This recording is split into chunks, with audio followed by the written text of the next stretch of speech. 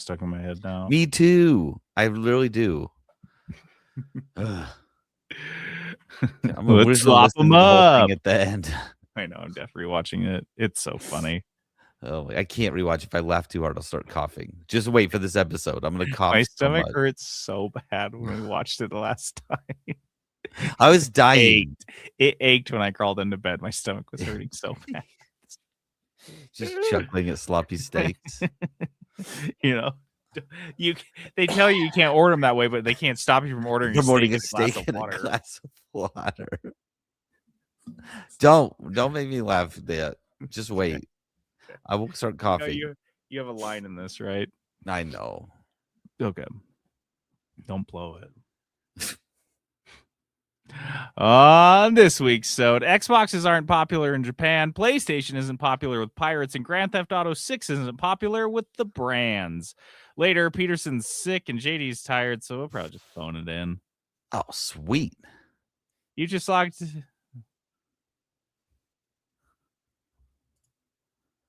Welcome to the 3-Bit Gamer Show. I'm JD. And I'm Peterson. And again, we're phoning it. You guys fill in the blank. This is your own adventure podcast. Dude, let's do that. Think about your favorite episode of the show you've ever listened to and just go listen to that one again. Because it's not going to be this one. This is going to be episode number 1. We should do a Dice of Destiny episode where we start a sentence and then we have to end it with we roll a dice and whatever word. And we're just like, then we go from there. Everything's going to be made up and impromptu. Sounds like an AI prompt podcast. Yeah. Okay. That's what I'm trying to say. Can we do that? Ugh, so much easier than what we normally do. Yeah. Okay. Done. Live from the 3-Bit Gamer Show. The news. All right, our news this week is brought to us by Crave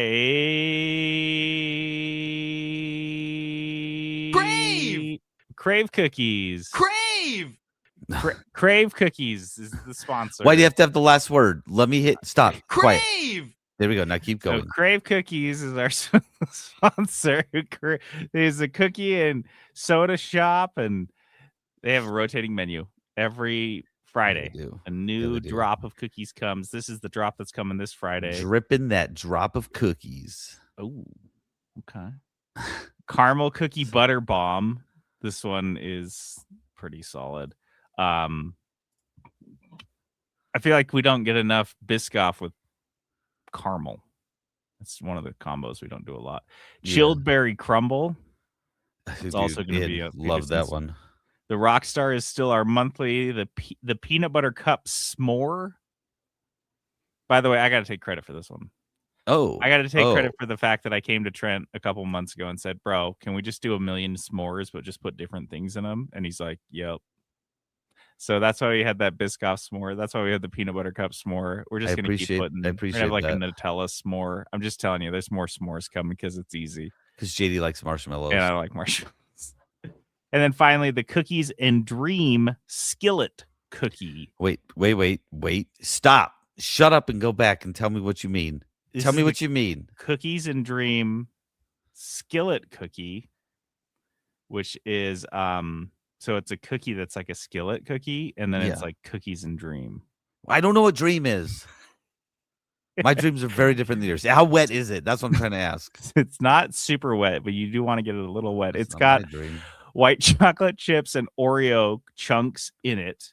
And then it's got like a center, like a scoop centered out. And then there is like a Dream. Like a cookies and cream mousse ball. Gosh. That goes inside. That's got like cream cheese and Oreo chunks and sweetened condensed milk and vanilla extract. Yes, and some vanilla pudding. And so it's kind of. You said it wasn't that wet. That sounds wet. I guess it is kind of moussey. Would you describe mousse as wet? Yeah. So I guess it's just a little wet in the hole in the middle. A little wet dream cookie. Yeah. So get down to Crave Cookies and get your dreams a little wet. Oh my gosh. Gross. They're gonna fire us.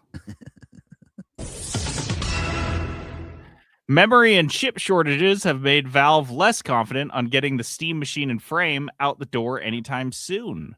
Yeah, we're never going to see this frame. thing. Do you know what the frame is? No, what's the frame? It's their new VR.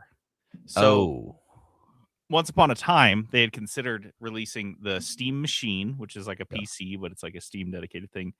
The Steam controller and the Steam frame all at the same time. Okay. That's never going to happen. In fact, we'll be lucky to see the other two ever. IGN was talking to Valve programmer Pierre-Loup Graffai and engineer Steve Cardinali. Yep. That's and they were talking about the controller. They really only wanted to talk about the controller. IGN really wanted to talk about the other things, and they just deflected. No updates on the Steam Machine or Steam frame. They said, when they asked them about this, said, we don't have any exact details about the timeline to share today, and we're hard at work trying to get them out the door. And then they asked him about the Steam Deck shortages, and he says, we don't have any specific details to share about that, but it's something we're working hard on. My gosh. Just like expert deflection from these guys who are not PR agents in any way, shape, or form. It's a programmer and engineer who just stonewalled IGN. They just kept asking, and they asked finally about RAM shortages, and they said the conditions around memory are pretty global right now, so there's only so much we can do. Dude, this is grim. Yeah. And I think of all companies, to see Valve not to say that Valve has like a storied history of hardware, because they don't. No. They've had a few wins and a lot more losses. The Steam Deck being a big one. I'd say the Index was a pretty solid one, but it was kind of niche. And they're not a huge player in this. No, and they have been struggling to keep Steam Decks on the shelves. But they are a major corporation. They have a lot of money and a lot of pull. And the fact that they can't move the needle on this or even provide updates tells me that the current market conditions are just going to continue to be terrible.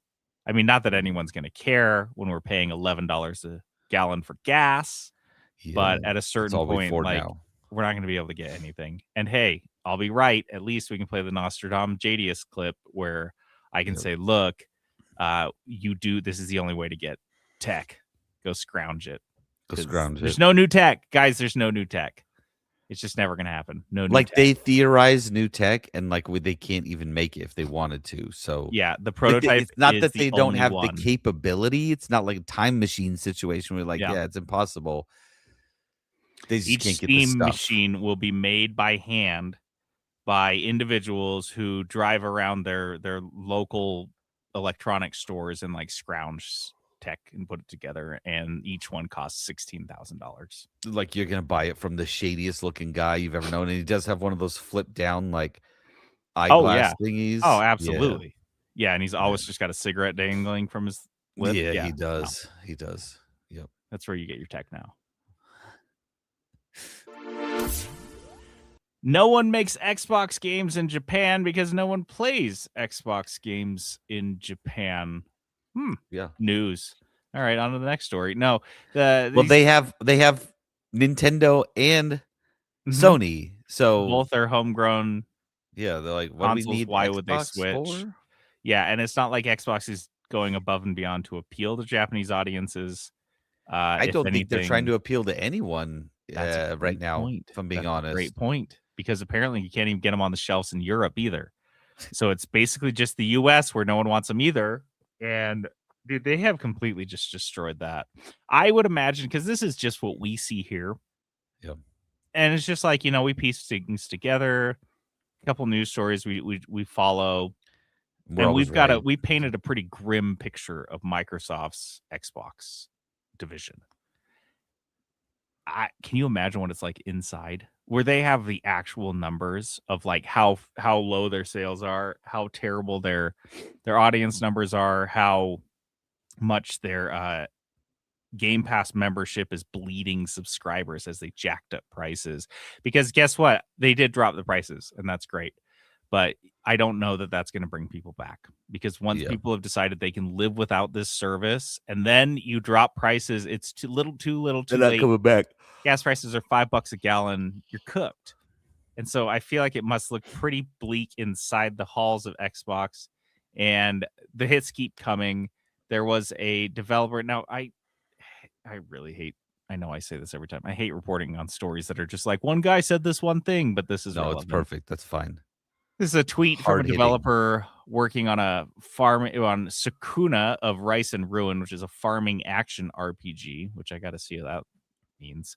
And they asked him if he'd ever be working on a potential Xbox port, which I think is like troll bait a little bit, asking a Japanese RPG direct gaming developer. It's a farming action RPG. It's like the most Japanese JRPG sounding thing I've ever heard. You can make, and you come in and you're like, hey, you're gonna make an Xbox port? No. The answer is like, hell no. Why would I do that? But he says, Xbox, no. Personally, it's a console I have strong sentimental attachment to. But honestly, with our company's manpower, we just can't afford to spread ourselves across multiple platforms like that. In Japan, it's not even stocked in major retail stores. So I imagine you got to go to like the American specialty store where you also buy ketchup in bulk and a root beer and then your Xbox, your novelty Xbox.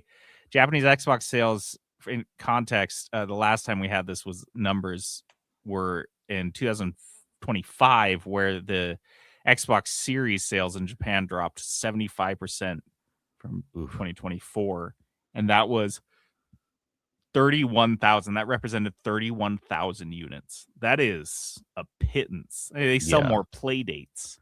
As a reference, more play dates have been stolen than that. Yep. As reference, at that same time period in Japan, there were 1.5 million Nintendo Switch sales and 879,000 PlayStation 5 sales. So Microsoft isn't even a player. Why even show up? So no, this shouldn't be really news to anyone, but guess what? News is crazy light this week.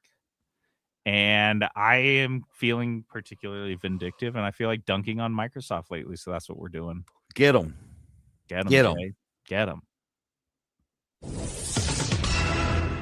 PlayStation now requires a one-time online check to confirm you own a game.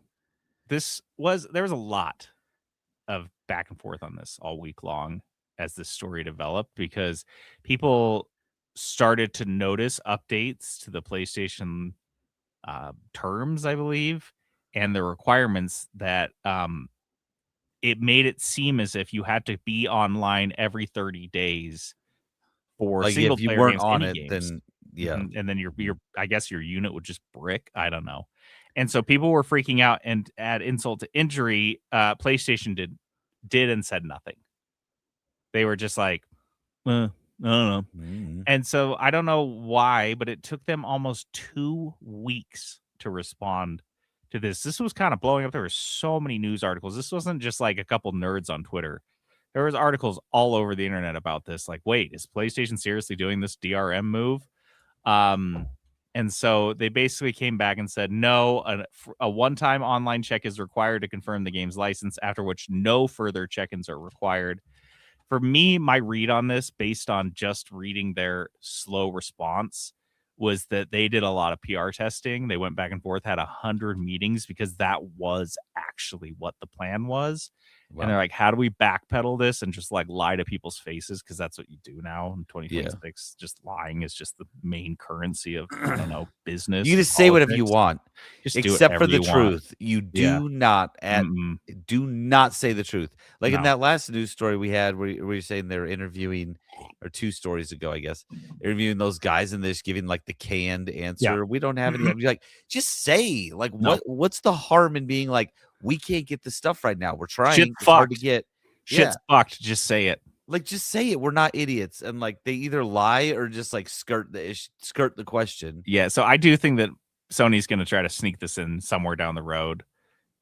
Which is, I do have to laugh about this, because I really don't think, and maybe I'm naive, but I genuinely don't think piracy at scale is a concern for any of these, any video gaming at all. It is something that if I wanted to steal and pirate video games, which I guess would just be single player, because you couldn't do it with multiplayer because they are online all the time. So that market's already limited. But I feel like I would have to go through some significant like research and figure out how to do it. And I'd be asking myself the whole time, is this worth it? And like, I guess if you're going to go pirate a game, like if you can't pirate it, are you going to buy it? Yeah. Like, I don't feel like that's the case. I feel like if you're just like, I'm gonna pirate this game, you're like, yeah. But otherwise, like I'm not gonna buy it. So like I feel like the overlap of people who would buy the game if they couldn't pirate it, and people who would, who would pirate the game are like, it's almost nothing. Like it's inconsequential amount. It's just like if cops just pulled people over constantly, nonstop, all the time, just to give them breathalyzers. Yeah, and you're like, oh yeah, I guess I would technically reduce drunk driving. Is everyone that drunk? You're suspicious of everybody being a pirate all the time, constantly? Because like it's got to be such a low percentage that this would catch or affect. Yeah, it's the same deal. We're just gonna pull over there's always gonna be every single like there's just permanent, there's like toll roads, there's permanent toll booths, breathalyzer booths all over. Just every street has one. You pull over, you give a breathalyzer, you keep driving. It's part of your day. And people are like, oh, well, this is to prevent drunk driving. It's like, okay, this has gone a bit far, though, don't you think? I don't like it. I don't like it. I don't like it either.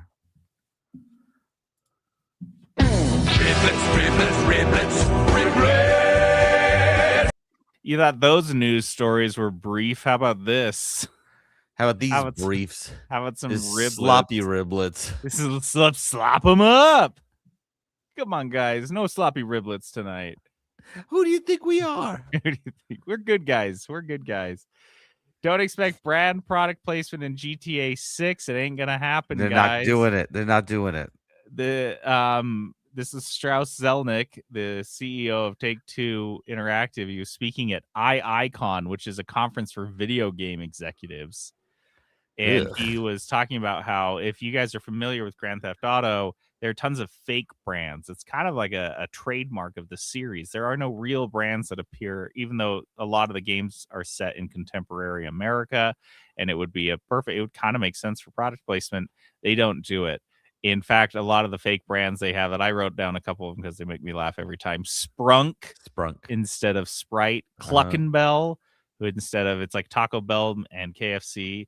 Cherry Popper Ice Cream Company, Burger Shot, Come-A-Lot, which I think is, you're like, whoa. Yeah, I mean, come on. There's really is a gas station called Come and Go. Yeah. E-Cola and Penris. Penris is one of my favorites. I like Penris a lot. What is it? In the game, it's like a banking company or something. They just wanted to write penis and they couldn't. Penis. Yeah. So long story short, Strauss Zelnick, speaking at this conference full of video game executives, basically just bragging. That's my vibe here. Is he's like, oh yeah, we're gonna make so much money with this game. We literally don't even need like product placement would be pennies compared. He's like, oh, you guys are here to talk about your $1 million video games? I'm sorry, I have a $1 billion video game. Maybe there's a different conference that I should be at. He says, so in the case of GTA as a property, as you know, it's a fictional world and everything in it is fictional. So we don't have, for example, we're not at the risk of doing brand partnerships because all the brands are made up. And I think that keeps us pure. Okay, you know what the real thought is?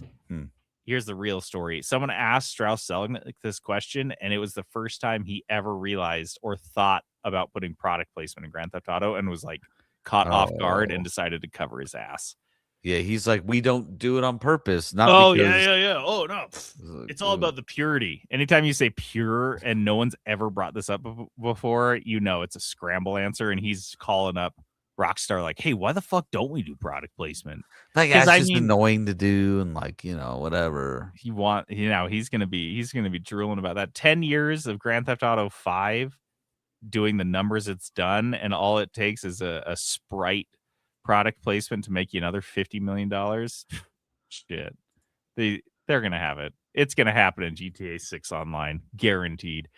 Thick as Thieves has priced its introductory campaign to launch at $4.99. I don't know if you guys probably haven't heard about this game. It's kind of a niche title. It's coming out, I think, later this year. The last time we heard about it, however, like a year ago, it was being advertised as an extraction shooter. No, thank you. I think we're all full up on those. Yeah. And I feel like the ones that we have, like we've got the one right now that's like the biggest game out there. What's it called? Arc Raiders. It really feels like they are trying to force this. It's just like, remember when we were like the crypto and blockchain shit was taking off and everyone was getting rich on that Ponzi scheme.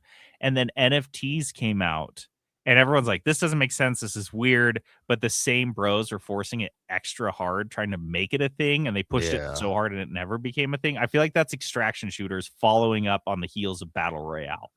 Is that everyone's like, oh, well, everyone's off BRs now. They're not doing Fortnite clones. They're all doing extraction shooter extractions, yeah. And it's like, no, they're not. It's not everyone. I would say, if anything, the Battle Royale crowd has segmented quite a bit, and it's not just like sitting around waiting for the next trend. Yeah. That was a really weird like convergence, I think, of a lot of different people, and I don't know. That's like a once in a generation game, and trying to force it again with extraction shooters, which is what Thick as Thieves was doing, isn't the way to go. But they have now kind of switched a little bit, and they're offering it's a stealth action heist game, and it's co-op. And so what the idea here is that they're pushing a co-op campaign. It's like a 4-hour intro campaign, and it's a super cheap intro price. So the reason I'm talking about a game, an obscure game you've never heard about that changed its tax, and you're like, why is he talking about this?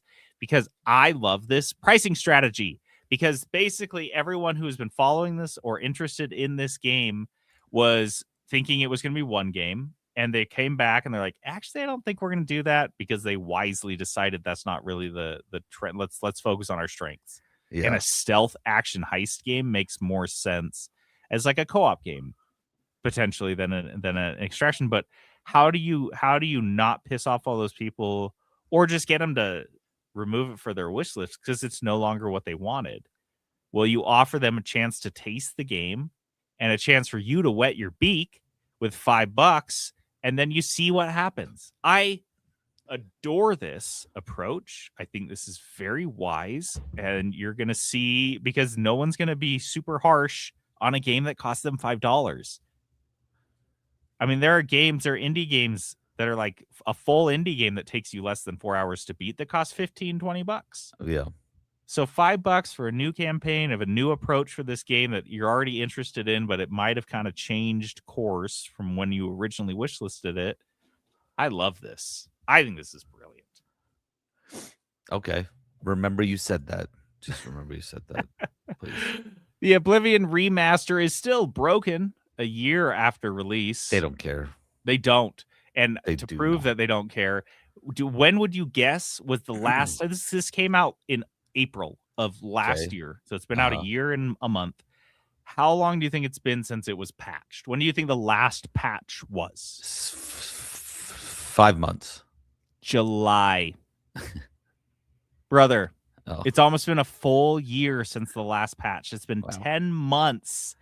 And they patched it like once or twice after it came out. It was still super busted. It's got this issue where the longer you play it, the more broken it gets. Nice. Which is very frustrating. And it's just, they've taken all of the people who would be working on that patch, and they are now working on the Nintendo Switch 2 port. Dude, this is like a fucking Ponzi scheme. Yeah. This is like you sell this one and you're like, no. Do we fix this one? No, we already sold it. We got to move on to the next Let's go scam. Switch 2. We'll go to the Switch 2. We'll get a bunch of suckers to buy it on that console. And then when it doesn't work and we don't support it anymore, we'll move on to the next console. It's going to be perfect. Here's the problem is that they are going to risk losing their customers' faith in remasters right when they're been talking about, we've been hearing about a Fallout 3 remaster. So if you're going to come to the table and you say, expect a lot of people, Bethesda fans, to pony up for this after you throw them to the wolves with the Oblivion remaster, I think it's going to be a tough lesson for one of Microsoft's studios here. Man, this will be crazy because they haven't learned any tough lessons. Yeah, no, this will be the first tough lesson because they've been just running such a clean ship over at Microsoft. Killing it out there. I can't even think of what they release anymore. No. I can name off the top of my head more games they've canceled than they've released. Like just off the top of my head. It's crazy. Yeah. No, yeah, the studios that they've acquired are especially egregious examples of just not producing at all. The Ustuo CEO has come out saying that lowering development costs is now paramount. This is someone that's just saying it how it is, not sugarcoating it, not cherry picking anything or trying to make it sound good. This is his CEO, Maria Sayans, and the studio Us2. That seems more like one word though. Games. They were making mobile games, and one you might recognize is Monument Valley, and they are pivoting away from mobile after they lost backing from both Netflix and Apple. If you remember, Netflix went pretty heavy into mobile gaming for just a minute there, a couple years, a lot of money, spent a lot of money on a lot of studios. These were one of those, but it's proven to be very fickle as the world of mobile gaming is. And the interesting thing about this article that I really appreciated, this was in, where was this article? GameDeveloper.com, Game Developer Magazine, is that we learned from the Us2 CEO that their games currently cost between 7 and 10 million pounds over 3 to 4 years to make. I don't know the top of my head, isn't it kind of like 1 to 2 on a pound right now? I don't know what it's at right now at all. Let's see, 7 million pounds to USD. Oh, wow. Oh, well, okay. Are they struggling or what? Yeah, so yeah, it's like 7 million pounds would be like $10 million or $9.5 million. Okay. Yeah. So yeah, but we're talking like 10, we could say roughly 10 to 12 million dollars for 3 to 4 years to make a high quality mobile game. And with the developer costs, there's just no ROI there because they've got right now, they have 30 people on staff. They're down from 40 at their peak. And just some crazy quotes. The reason that this jumped out to me from Maria Sayans, she said, "We've been a little bit too romantic about the idea that we should have employees and give people long-term job security." What? Can you imagine? We've been a little bit too romantic about the idea that we should have employees and give people long-term job security. I think that got us into a place where, reaching the heights of Monument Valley 3, contractors were already a relatively low percentage of our employee base. And so that's the crux of her thing is like, we're going to need to rely more on contractors than we are on full-time employees. And she went on to say, "I've been in the industry for 20 years, and those of us who joined in the early 2000s, we had it very good," which is insane to say with the issues that they had back then. To have her looking back on it now, that tells you the state of the industry. To think that they're looking back wistfully at the early 2000s is just ludicrous. And she says, you want to be able to give that kind of stability, but I think it's a shift in how we want to work with people going forward. I really do think that these guys were sheltered a bit from market conditions by really smart partnerships with Netflix and Apple that for Netflix and Apple did not pan out. It never really took off. Apple has tried again and again to try to get into gaming through various vectors, which is too bad because, like we were just talking about last week, they've got a machine and a chipset that can run Control natively on one of their phones, and yet they cannot get mobile gaming really off the ground in the way that I think they would like it to be. Yeah. And so these studios that are kind of like these test beds for them when they don't work out and you're left scrambling for funding, and mobile games are fickle, to say the least.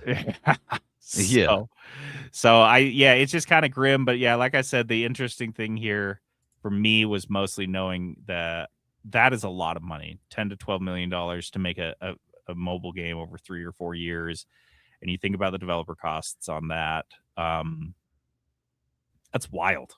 Yeah, that's. You'd think it'd be just a year or less.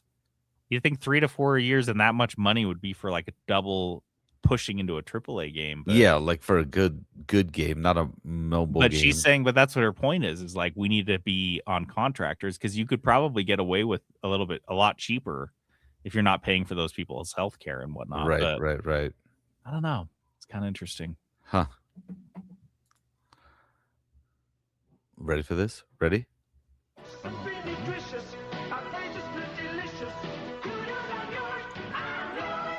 Oh, joy. The old ones. clips. Yeah. The old ads. I just wish the sound quality was like so much better. I'd be so stoked about them. Yeah. It's too bad. Yeah. Kudos is our positivity segment to give shout outs to things that are great, things that make us happy. Mm-hmm. Why don't you go first, Peterson? Okay. Let's see. I went to a cabin with some buddies. It was like a horror movie. Okay. And only 2 guys died though, so it was like pretty good. It was a terrible horror movie. Lame. Yeah, I know. But it was like good outcome for us. Yeah. No, so we went up there and the idea was we just go up there and play board games for the weekend. Because like often we would get together and we'll play board games. We'll have like a board game night.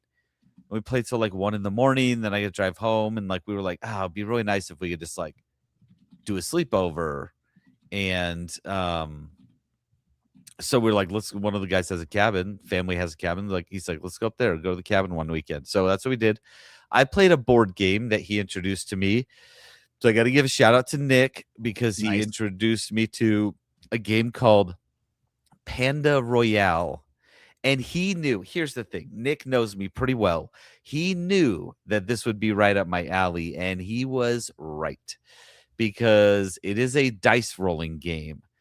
How it works when your gaming buddies know exactly what you're going to be into. Yeah. Oh, and he knew. He's like, so we got to play this. Pearson's going to love it. And like, yeah.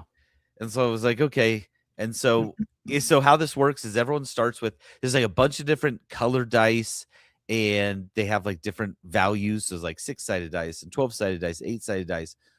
And what you do is you roll. Everyone has 1 die to start with, a yellow die, and you roll. And that's kind of like the determining die of who's going to pick, in what order you're going to pick your next dice, because you roll and then you get those points. And then you have it has like a score sheet with like columns and rows. So like the first round, you fill out the first row and the columns that for the die that you have. So then you go through and like, so you go in order of like who has the highest yellow die number, and then you pick your next dice. And there's dice that like the purple dice, like double value for however many purple you, it's like take your purple value dice. If you have 3 of them, and then times it by 2. There's red dice that have like a really fun mechanic where the low numbers are black and the high numbers are white. So it's like 6-sided dice. 1, 2, and 3 will be black. 4, 5, 6 will be white. The black you subtract and the white you add, and then you multiply the amount of red dice you have. So if you have 3 red dice and you roll 3 6s, for example, that'd be 18 times 3 because you have 3 red dice. But if you roll like if you roll like a 3 3 3, those are black. That's 9. So did you have a times tables out negative while you were doing this? My phone, yeah. Oh my god, but it's not that bad, to be honest. But like, and then there's like 20-sided dice. So there's all these different die that have like different abilities, and they're very easy to figure out. You go around and pick, and then there's like a dice you can use to steal other dice from other people. Okay. And there's all sorts of stuff, and it's pretty quick, very easy, so fun. Like we probably played 6 rounds of it because it's pretty quick, and you're just like, yeah, let's play another one. Let's go again. Loved it. It's called Panda Royale. I think you can buy it for like $40, I think. This does seem like you could teach someone this in like a couple minutes then, right? Yeah, Nick taught it to us so fast. In fact, he pulled up a video and he just showed us this little YouTube video. It was pretty quick, and we're like, yeah, got it. Okay. So how long did you guys play before you're like, all right, moving on to the next thing? We didn't. We just kept playing until we had to leave. So like we played it for a little bit, and then we're like, hey. So it's got some good like legs. Yeah, we would have kept playing it, but like we had to go. Dude, I love that because sometimes I think about dice games and I think like to like Farkle, And I love Farkle, I do, but like you can only play a couple rounds of Farkle before everyone's like, okay, that's enough. Yeah. So finding a dice game that has like a lot of longevity where you want to keep going, that's special. Because I like you, I love rolling dice. I love this that one's element. real fun. Yeah, it's a fun real add-on. Fun. Patrick said he's a huge deck builder. This is like a deck builder with dice. You know, you're trying to build your deck, and it's just dice. And then it's fun because people can steal. You're just completely ruined. Like sometimes I would have the clear dice, and it was a steal dice. Yeah, and I do it just to screw somebody over. Be like, I'm gonna steal that one because that will impact you the worst. I think I like deck builders because they are inherently roguelites. Yeah, whatever. Yeah, you don't know how it's going to turn out each time. Every time is different. Every deck's going to be different. And we love that. Yeah, so I love that random aspect. Anyways, Panda Royale, I'm definitely going to buy it. I want to play it real bad with my kids, so I'm gonna get Are there pandas? Is it panda branding or like just on the box? Like that's it. Like I don't even know why it's called that. Yeah, I kept waiting for a panda theme. It's just regular dice. It's just regular dice or nope, just regular dice. Okay, that's fine. I was like, why is it called Panda Royale? It doesn't make any sense, but like just two popular words right now in the zeitgeist. Kudos. I've got kudos for a TV show that's been out for 1 million years, and it's kind of surprising I haven't watched it. But in my defense, I haven't had Apple TV for a while until my dad realized that he has like a family plan. He's like, oh, just get on mine. I was like, oh, hell yeah. So I turned on and finally got around to watching Legacy of Monsters, which is the follow-up companion TV series to the new American Godzilla movie universe that kicked off in 2014. And then it includes King Kong as well. So there's Godzilla vs. Kong, Godzilla King of Monsters, all that stuff. And this show surrounds the secret government agency called Monarch that has made appearances in all of those movies as the agency that's like monitoring the monsters. And it gives essentially us a reason why there's always humans around. And there's a continuity, a through line through all those movies is generally Monarch is like the through line for the humans. And so this show delves into the history and the formation and the foundation of this agency, this government agency, which was founded back in the 50s or whatever. You guys may recognize them from John, if you think about Kong, Skull Island, the first Kong movie, where John Goodman goes to the island with the Vietnam soldier group that like is watching after him. He's one of the founders. His character is one of the founders of this organization. And so we learn a lot about John Goodman's character. It's interesting because it does go back and forth from the historical period to the current day. And one of the neat things is Kurt Russell plays a character. And I think it's his son, the guy that played Captain America, the new Captain America in the Winter Soldier one. You remember the guy that took over? The douchey one? Yeah, the douchey one. Did you know that's Kurt Russell's son? I did not know that. Yeah, and it looks just like him once you see him. And so he plays young Kurt Russell. Huh. So he plays his dad, and then his dad plays older him, which is fun. And the story is pretty good. It's about what you'd expect. I will say I'm giving it kudos because I watched it through the first season and I'm watching the second season now. It was enjoyable throughout. It kept me interested and watching. I definitely have my own criticisms of the show. I think to save on CGI budget, it was very dark throughout, like Game of Thrones season 8 dark for a lot of the monster stuff, which I didn't really love. But there was some really cool daylight monster stuff that probably ate all of their budget. So they had to go with the dark stuff. They had to go with the dark thing. There's some moments of acting where I'm like, ugh. Obviously not Kurt Russell because he's amazing. But some of the younger actors, the no-name ones, there's just some lines that are so awkward and weird and either overacted or underacted. And they'd take me out of it for like 5 seconds, but then I'd remind myself I'm watching a dumb show about giant monsters that live inside the earth. And I was like, oh, yeah, no, you can say stupid stuff. It doesn't matter. You can say whatever you want. Look, guys, this is the show for two types of people. Either me, Godzilla freaks, Yeah. Love all big monsters, creatures, and crawlers and all that shit, and watching them smash people. That's kaiju stuff. The other will be a group of people who have watched everything, and I know you're out there because there's so many people that have watched everything, and they're like, I need a new show. Well, this one's finite. There's only 2 seasons. You can get through them in a couple weekends and have a good time with it. And if you liked, and it does give you more interesting context if you go back and watch those Godzilla movies, where you're like, oh, cool. Like I gotta understand like where this organization came from. So it's kind of fun.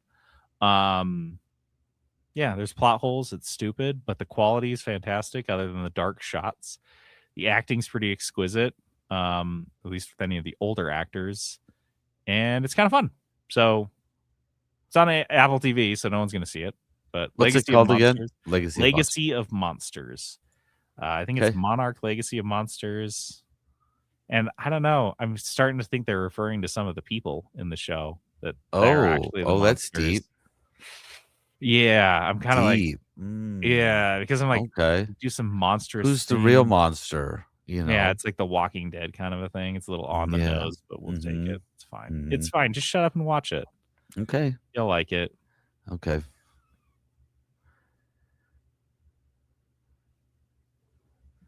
Sorry, I can't find it. Dear Game Devs, it's been nearly a fortnight since I last wrote.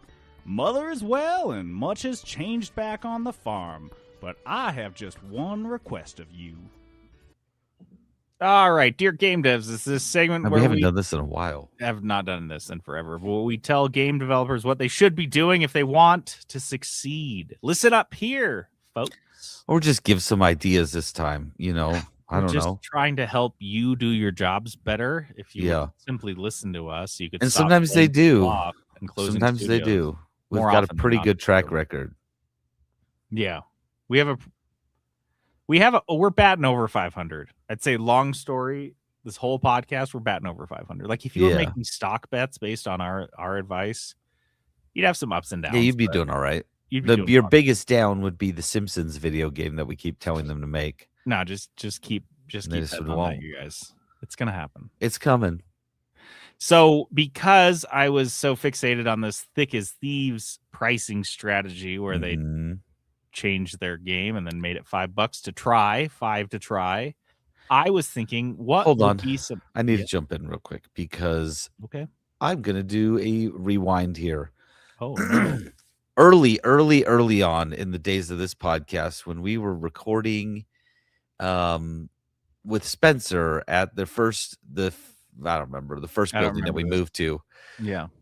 We had a conversation similar to this. And I said, you know, it would be awesome if you could just pay a small amount of money to play like the first bit of a game just to try before you buy, see if you liked it. And I got mocked pretty relentlessly. Like, that's so stupid. No one would do that because why would the game developers do that? Because then they wouldn't make any money. Everyone would just like dip their toe in and leave. And I got pretty mocked for that. So you said it was brilliant. Classic example of the tree remembering, but the axe forgetting. Oh, boy. Because I have no such memory of this. Seemingly very traumatic incident, which 7+ years ago you still remember as if it were yesterday. Because I thought it was a good idea, and you guys were clearly, you guys did not think it was a good idea. Stuck in your mind like a splinter that you're not even trying to get out. Steel trap, all right? My brain is a steel trap. You want to let something dude? Out of I believe you. I believe you. Look, the dynamic of the podcast was a little bit different back then. It was more negativity based. I got made fun of a lot. Yeah, everyone got made fun of. My role. It was kind of a rude, catty show, and then one aspect of it changed. I don't know exactly what. It just became kind of like softer, more kind-hearted. Like chill. Yeah, it was really strange. But yeah, so it's just something different back then that I can't really put my finger on. So I apologize. I really do, because this was a good idea. Thank you. And I thought, let's think about some other ones, because this is a fairly unique idea that only one small podcaster 7 years ago in Utah came up with. So, you know, it's not something that we've seen before. I thought there might be other pricing strategies. So this is, dear game devs, try out these other unique pricing strategies for your games. The idea that it's either, we've talked about a little bit about gamer math, which I adore, that, $6 is $5, but $8 is $10, stuff like that. And $12 is $10. The more mindless gaming executives out there are fixated on making games just more expensive. How much can we price them at? Oh, is it $60? Well, now it's $70. Can it be $80? Can we try $80? Oh, $80 didn't work. Let's go back to 70. So that's mindless pricing. Yeah. Mm-hmm. And so these are a little bit more tactful. I have 4. How many did you? Oh, I only have 2. You have 4? I would love to hear these. All right. Well, we may have just a heads up. I'm going to crap on all of them because this is a little bit of revenge. So here we go. Okay. Dude, that's okay. Whatever you need to do to help your healing. I've been holding on to this for years. Yeah, no, if this makes you feel better, let it loose, man. Like, let it go. First one here is this is kind of easy. This is pay per play up to a certain amount. Okay. So you have a game that you think, well, actually, you know what? I think this would probably be best for multiplayer games. Okay. Because actually, I love this for multiplayer games because so you spend, it's $1 per hour and it caps out at 30. And so you jump on instead of having to, because you remember when we were playing multiplayer games a lot with a group, it was hard to get buy-in from everyone because everyone had a pony up $20-$30. You're looking at $100 investment with the group to get through the to get everybody on board with the game. And so instead of it's like, hey, it's $1, let's all jump on and play. Just an example. Let's play all Call of Duty. It'll cost us each $1, and then you watch that like tick up, but you're not really that concerned because you know it's going to cap out at 30. And so that's my first one is pay per play on multiplayer games. What the encouragement here is, and then if you drop, I only spent $2 on that game, and I come back. And, it'll retain my progress and maybe another $2 here and there. But then you are encouraged because we hear about this all the time, the transient nature of multiplayer gamers and how we're not, how game developers are now not looking at competing for dollars. They are not competing for gamers' dollars. They are competing for gamers' time. Yeah. Well, then stop competing for dollars. Stop making it a dollar game. Make it a time play, and this is what you're paying to play for an hour. And by the way, you play 30 minutes. Well, that next 30 minutes you play is free. So the rest of it's free. It's like you bought the game. I still have 30, but I don't know about you. You probably never went through this. I don't know. I went through this when I was in high school. I went through high school per minute. I know you struggled through high school. A per minute phone plan, and so when I was sitting there on the phone with my girlfriend. And I was watching the minutes tick away. When it got to like 40 seconds, I was like, is this conversation wrapping up? Or nope, we passed over a minute and we were going to talk for the next minute. I know it seems silly, but like I feel like the psychology of that would encourage people to come back and play the last 40 minutes they had on their dollar. And then you have now people on the hook. Again, this is a perfect segment. Game developers, what are you doing? Like, this is an easy win. And I like this one a lot because, like you'll buy a multiplayer game for $25-$30 or something like that. I'd even be willing to say like 35, bump it up to 35 max, sure. Yeah. Like they could set their max, I guess. Whatever your max is. Yeah. Which is if I played a multiplayer game for 50 hours, I am very comfortable dropping $50 on that. Yeah, game. like I'm fine paying the max price, right? Mm-hmm. But a lot of the multiplayer games, like we'll jump in and try it and be like, "That's not for me." We'll pay 12 hours or something, and I still paid full price. The only caveat I would give is there would have to be a little bit of integrity into this. They could not build in longer loading times and longer like a. This would be before every launch, you know what I mean? That sort of thing. This would be game to game. So your timer would start when you were in game, basically. In game, and that would be great because then that would cut down from that slop in the middle. You know what I mean? Oh yeah.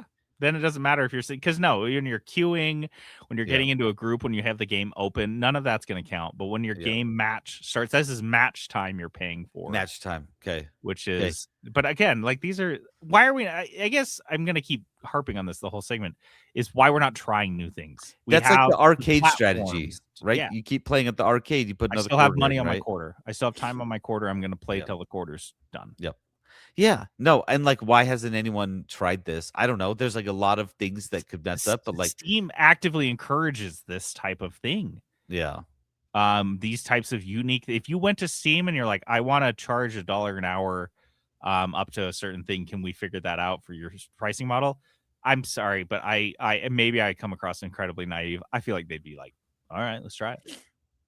Let's try it. Like, and then I have a similar one, so you probably have a similar one too. And it's like it's same type of thing, like a pay as you go model, but it's not per hour. It's just like per. So this is for like single player games. I think like, I have the exact one. How far you get into the game, yes, like the completion rate. Yes, that's exactly what I have here. Yep. So you want to keep a la carte. Yeah, because often, again, single player games, we'll go in and we'll play 15 hours, 20 hours of it, and I paid 45, 50, 60 bucks for the whole game. And like, I think, and so you could say, you can make the argument, well, like, yeah, but then if they're not getting significantly more players, they're going to be making less money. This is a consumer facing strategy, because then like, you're only paying $20 when we could have got you on the hook for 60, right? But I do think there are more gamers, like, especially now, people who are a little bit more budget conscious because everything else is so expensive, that like this would make a lot of sense. Like, you dive more easily and more readily into some games, and they might not get your full 60, but they're going to get 10, 15 where they would have gotten 0 before. You know what I mean? And I think that this one is particularly relevant because a couple weeks ago we were just talking about the completion rate on the new Resident Evil game being up around 70%, and how that was such a good mark on their record, because that's your goal should be to get everyone to finish your game. Well, that's going to make people spending more time crafting a better single player game, because if you can get them to finish, that's your bonus, is that everyone wanted to finish our game. It was so good and they were paying to finish it. I love that. And Patrick, you did make a good point. You talked about the charging curve for the strategy, because I doubt Steam would want to pay credit card fees on 30 individual dollar purchases. So I feel like you would probably do it monthly. You'd probably just bundle these all and charge them once a month for whatever fees they incurred from Steam, which is another encouraging thing, is you play 20 or 10, 15 hours of Call of Duty and you're not even going to be charged for it until the end of the month. That's going to get even more people on your multiplayer game. Like, this is what I'm saying. This benefits everyone. This isn't just like, how do we make our lives as gamers easier? It's like, no, we're trying to make make you more money as game developers. You know what I was thinking would be pretty cool too?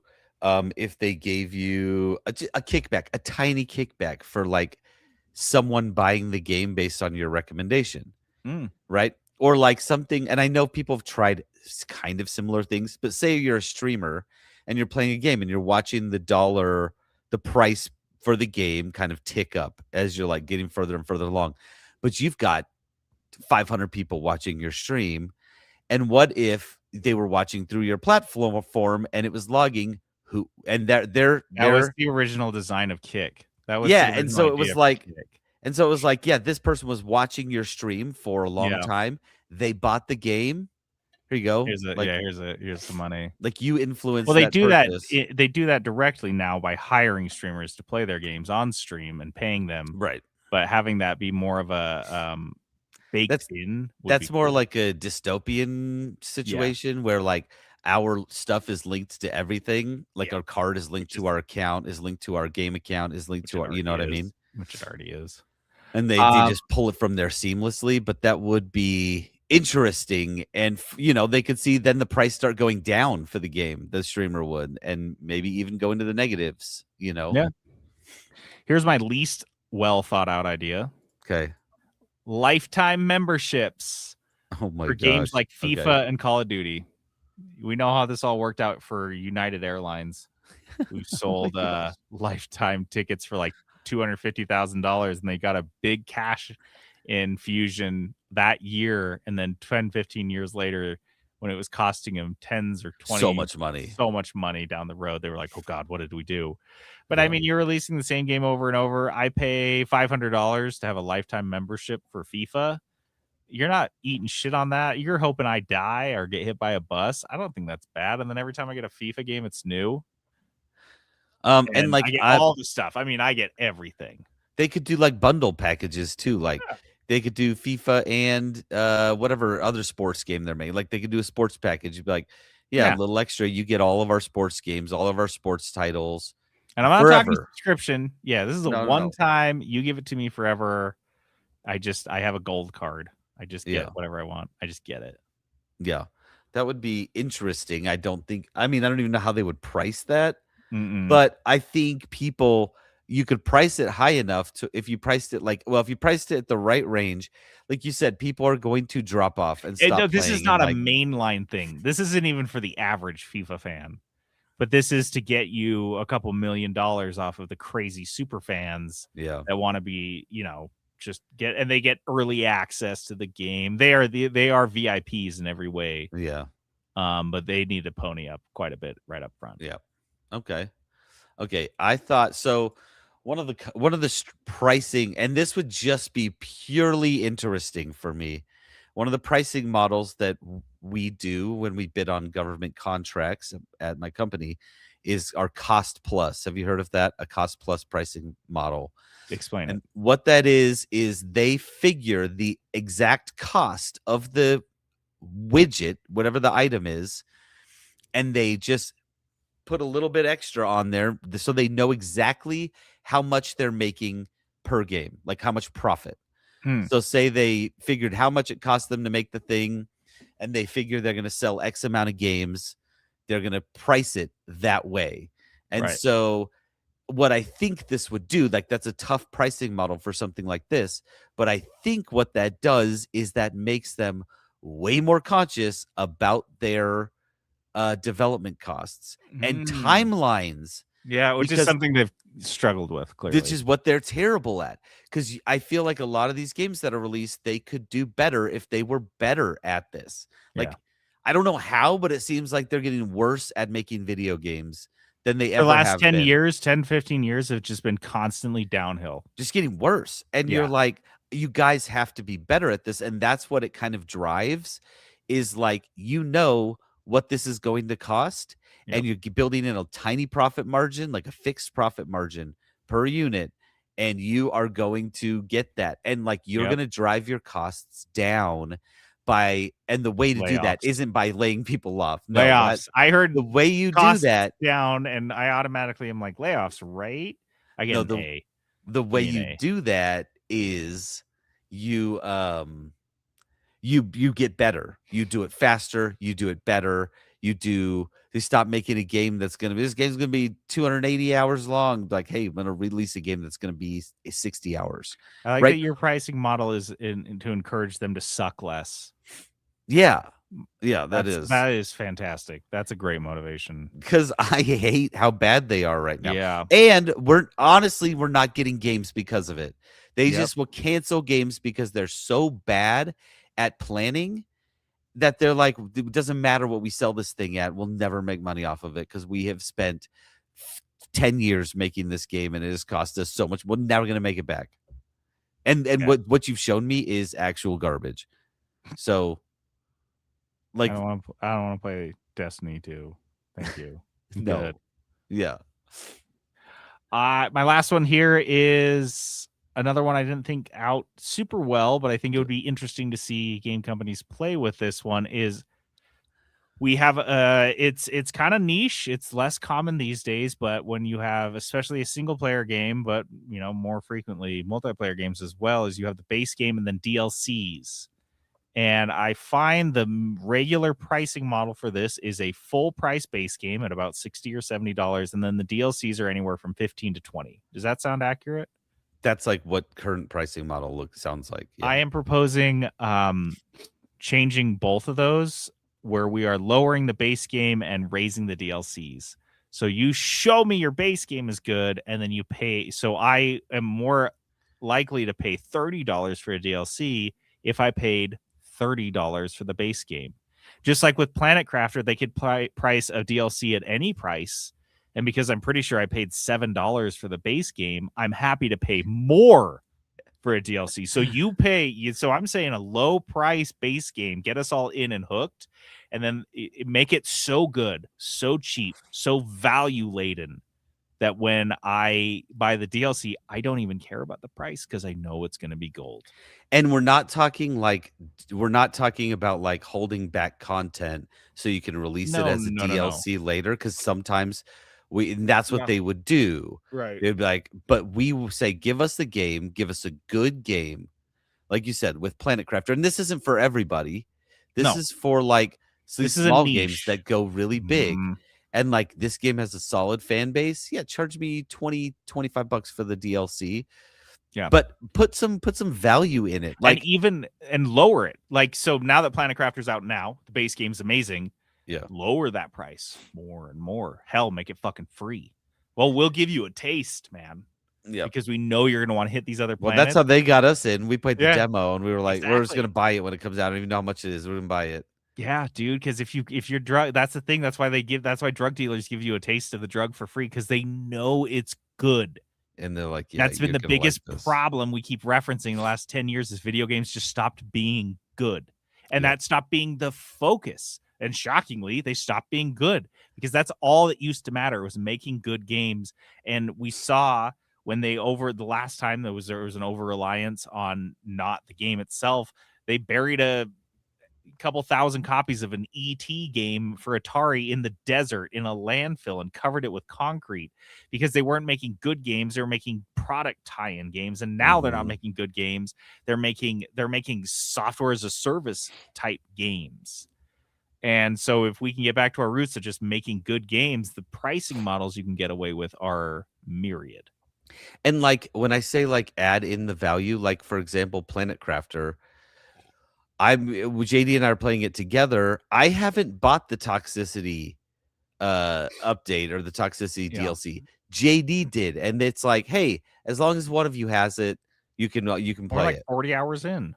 Yeah, and I'm like, yeah, we would pay $25-$30 for that, because that's just like one person is getting it. You know what I mean? Like, bake in some value into your DLC, make them good. Don't gate content.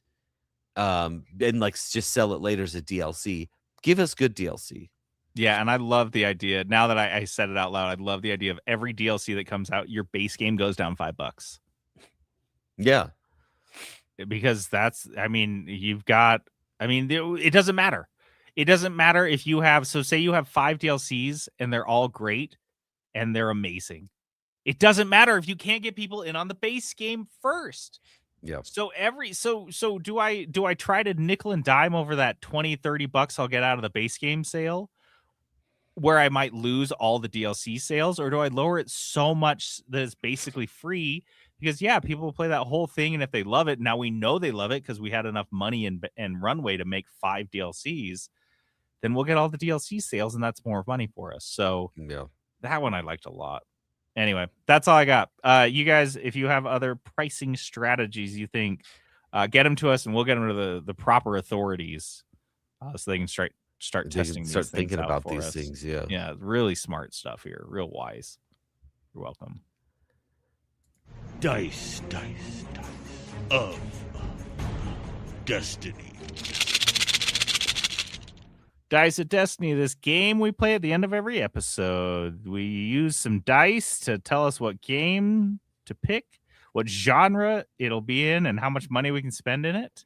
And a couple weeks ago, Peterson rolled our famous 20, our 20-sided die, and he rolled a 20, which means he can pick just about any game in the world. And he went with a backlog game he's been meaning to play called Slay the Spire 2. DOS. I've had it downloaded, and I was like, I just need to play it. I know came along, and I knew I would love it. This is the thing. it wasn't like I need to play it, like to check it out and see. I need to review it. Like I was like, I know I'm gonna love this game. Lately we've been having less and less time to like play video games. It's so weird because we just play Undermine and we can't stop. They keep releasing content, and we're like, well, I guess we got. JD threatened me with our friendship if I didn't hop on the other night because he's like, not a joke. If you don't play with me, because they did their biggest content update they've ever done. So I was like, yeah, no, I get it. Like, we need to do that right away. Mm-hmm. And we did. So we're still friends. So crisis averted. Close. It was close. So Slay the Spire 2. Played Slay the Spire 2, and I'm gonna keep this pretty brief because it is hard for me to talk right now. And if you're playing 2, it's because you played 1. And if you're playing 2, it's because you loved 1. Because it was a beautiful, amazing game. I loved it so much. How many hours do I have in Slay the Spire 1? Such a good game. Anyway, so a couple hundred at least. Oh, at least, bro. Yeah, do you think you're pushing 1,000? Almost 500. Oh my god, yes. Yeah. Fantastic. Excuse me. So, Slay the Spire 2. A lot of people online were talking about this as like they should have just done this as a DLC. And I think there's a lot of reasons why they didn't. And this is truly a number 2 because it is very similar. If you played 1, you get it. You know how to play it. You go in, it's going to feel very familiar. It's the same type of thing as Slay the Spire 1, where you got your guys and you've got your cards and you've got mana or whatever, some type of type of currency to play the cards and how you play them. Each character is slightly different. They've got the same characters, they've got new characters, which was one of the things with Slay the Spire original. Had excellent mods on mod Did support. You use was so them? Good. I used one mod. Yeah. Wow. I know. Big moment for you. I know. But they had excellent mods in there. And so this felt like Slay the Spire mods. It felt like a modded version of it, but it's like the official one. New monsters, new bosses, things were slightly tweaked stuff, new items, new cards, right? So like things were tweaked and a little different, but the base gameplay is the same. You've got your attack, you see what the enemy's going to do, and you plan out your attacks based on the 5 cards you get dealt and how you're going to defeat them. You can block, you can attack, and then there's also you can poison, and there's a million things you can do, right? And all the characters play just differently enough to make them all interesting. The new one is like a necromancer type of characters, one of the new ones, who just has a giant hand that can hit or block. It's like a big ghost looking hand thing. I would say this is Slay the Spire 1 and everything they changed was positive. There wasn't anything in there that I was like, man, I wish they had the old version of this. It's not like everything was better. The graphics are almost that's the same, how it feels slightly better. Undermine 2 is like everything's better. Like you don't feel like you'll ever go back to 1 after this. Right. You don't need to go back. That's you don't need to go back. Feeling. Like one of the small changes, like you finish like one level and then you go into like the second act or whatever, and then you do that level. Well, in this game, though, you make a decision at the beginning of each of those acts that feels more important. It feels a little bit more like it makes a difference in your run, because sometimes you'd get to act 3 and you're like, my build is set and like I'm just ready to go, but this makes it so in Slay the Spire 2, those decisions you make at the beginning of the acts really make a big difference. So guys, if you've played number 1, you're gonna love number 2. It's genuinely so good. And the thing that they've added, I don't even know, $25 or something like that. Let me go look. My son actually bought it. Oh, nice. Slay the Spire 2, $22.50. So gamer math, it's 25.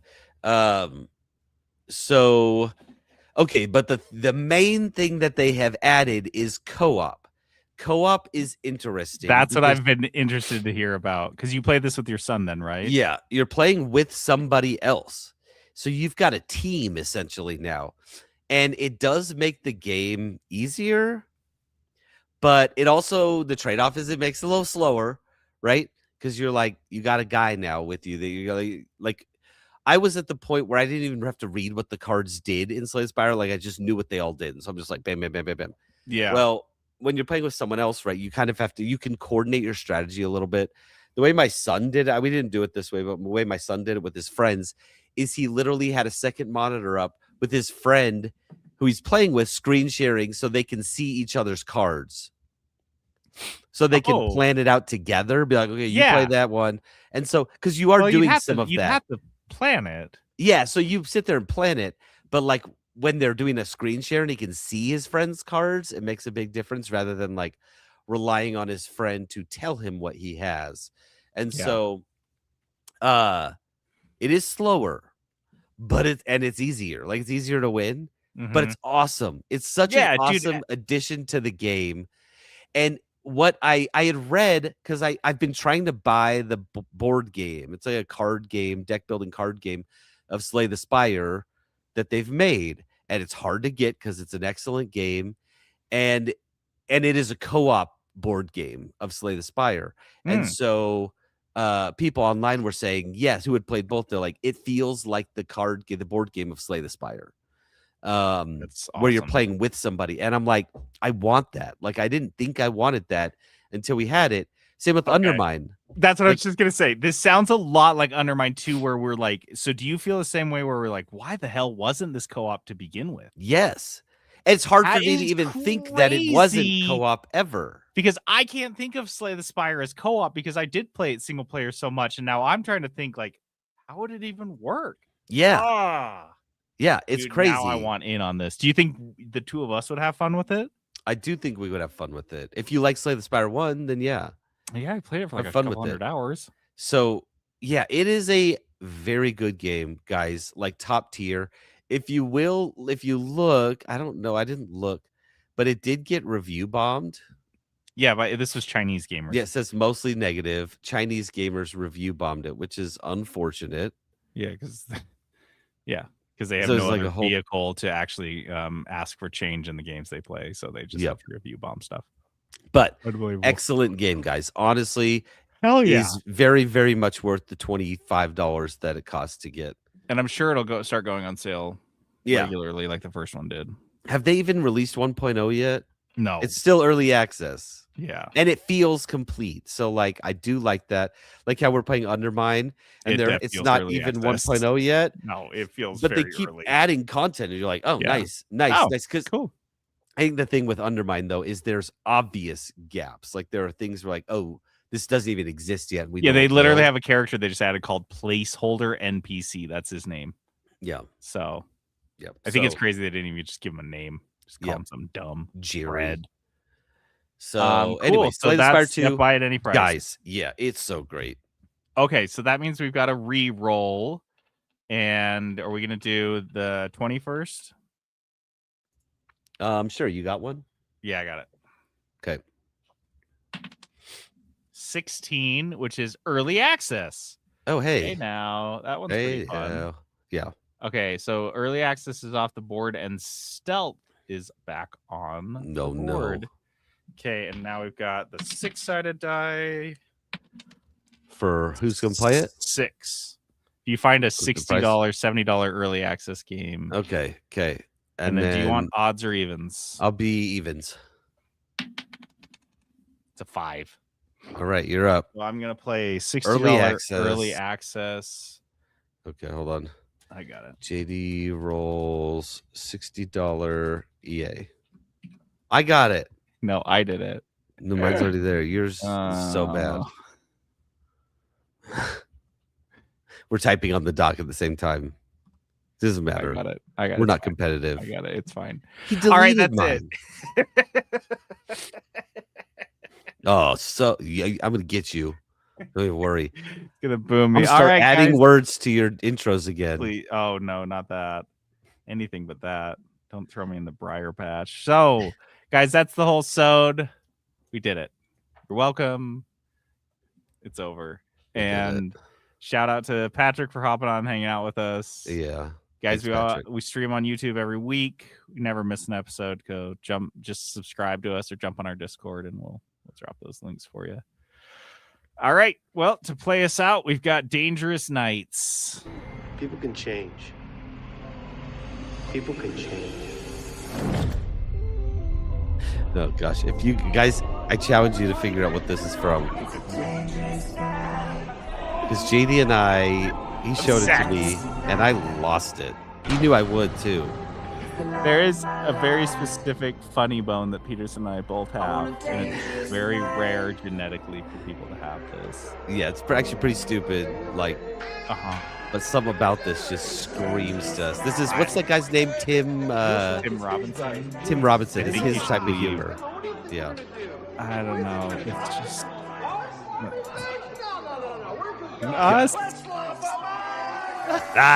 slop him up. All right, guys. I'm JD. Logging off. And this is Peterson going AFK. It's a dangerous night. Dangerous. Love mistakes. Let's slop him up!